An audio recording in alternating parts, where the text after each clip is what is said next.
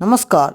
आज हम लोग पढ़ेंगे रहीम के दोहे और उस पद का मैं व्याख्या सहित आपके लिए प्रस्तुति लाया हूँ। जो रहीमन उत्तम प्रकृति का करी सकल कुसंग और चंदन विश्व आपत नहीं लपटे रहत भुजंग। पहले पद में सुप्रसिद्ध कवि रहीम कहना चाहते हैं, जो व्यक्ति उत्तम स्वभाव का है उसको खराब व्यक्ति के संगति में भी रखने से उसका प्रभाव दुष्प्रभाव उस पर नहीं पड़ता है। जैसे चंदन के पेड़ में सांप लिपटा रहता है, लेकिन चंदन पर उस सांप के विष का कोई प्रभाव नहीं पड़ता है। दूसरा पद है, रहीमन निज मन की व्यथा मन ही राखो गोए, सुनी ठलई है लोग सब बांट न लई है कोई। दूसरा पद में रहीम कह रहे हैं, अपने मन के दुख को मन में ही समेट कर रखना चाहिए, दूसरे के सामने प्रकट नहीं करना चाहिए। अगर आप ऐसा करते हैं तो आपका वह उपहास करता है। कोई भी तुम्हारा दुख और जो दुखरा है वो बांट नहीं सकता है। तीसरा पद कह रहा है, रहीमन धागा प्रेम का मत तोड़े चटकाए, आ जोड़ से फिर ना जुड़े जुड़ी गांठ पड़ जाए। तीसरे पद में रहीम कवि कहना चाहते हैं कि प्रेम रूपी धागा को आसानी से तोड़ने की कोशिश मत करो, क्योंकि प्रेम जब टूट जाता है, जब प्रेम बिखर जाता है तो वह जुड़ता नहीं है।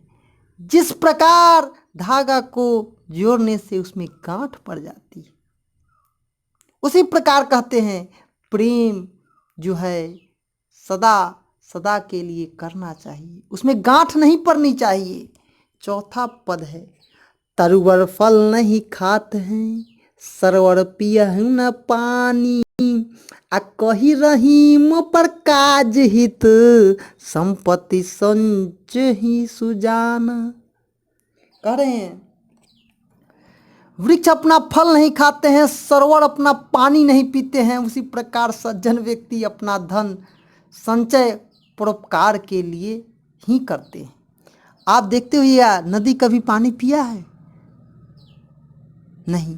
क्या आम का पेड़ या किसी का पेड़ देखे हैं आप जो फल खाता हो? नहीं। यही बात रहीम कहते हैं। रहीम पांचवें पद में कहते हैं, रहीमन देखी बरेन को लधु नदी जय डारी, जहाँ काम आवे सुई कहाँ करे तरवारी। पांचवा पद में कह रहे हैं रहीम कवि, बड़े व्यक्ति या महान कार्य को पाकर छोटे को मत त्यागना कीजिए, क्योंकि जहाँ सुई का काम आने वाला है वहाँ तलवार नहीं निकालना चाहिए। जब हम जानते हैं कि छोटा सा भी काम हम दूसरे से करा सकते हैं तो बड़ा चीज़ उसमें नहीं करने के लिए कह रहे हैं।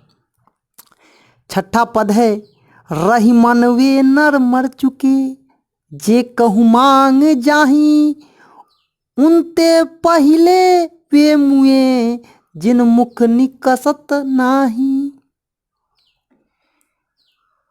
रहीम कवि कहते हैं, वह व्यक्ति मरा होता है जो किसी से कुछ मांगता है, लेकिन उससे भी पहले वह मर जाता है जिसके मुख से याचक के रूप में नहीं निकलता है। अगर कोई आपसे कुछ मांगने आता है और आप न कह देते हैं तो रहीम यही कह रहे हैं।